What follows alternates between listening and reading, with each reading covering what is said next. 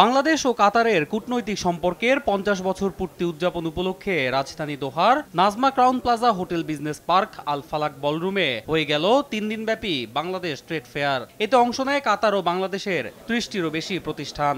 আবাসন, পোশাক, পাট, ব্যাংকিং, খাদ্যপণ্য, কৃষিপণ্যের পাশাপাশি আরও বিভিন্ন ধরনের স্টল নিয়ে মেলায় হাজির হন অংশগ্রহণকারীরা।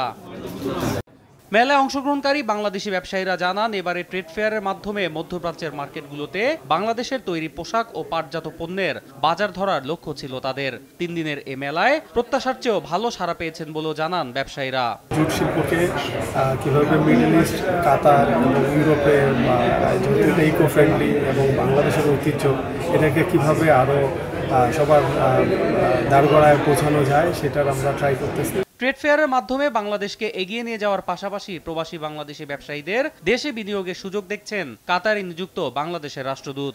উদ্দেশ্য অনেকগুলো আছে এই ট্রেড ফেয়ার করার। প্রথমেই হলো যে বাংলাদেশের যে অ্যাচিভমেন্ট এবং বাংলাদেশের যে আমরা যে এগিয়ে যাচ্ছি সেটা কাতারে তুলে ধরা একটি প্রথম হলো একটা বড় আমাদের কারণ, এবং দ্বিতীয় কারণ হলো যে কাতারে আমাদের একটা উল্লেখযোগ্য সংখ্যক বাংলাদেশি বাস করেন যাদের নাকি যথেষ্ট বাইং ক্যাপাসিটি আছে। তারা যেমন কাতারে বিনিয়োগ করছেন বিভিন্ন ব্যবসা প্রতিষ্ঠানে, এবং আমরা মনে করি যে কাতারের সাথে সাথে তারা কিন্তু বাংলাদেশেও তাদের মাতৃভূমিতেও বিনিয়োগ করতে পারেন।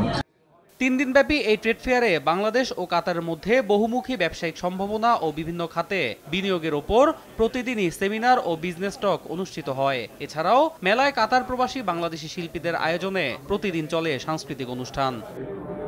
নিউজ ডেস্ক, দেশ টিভি।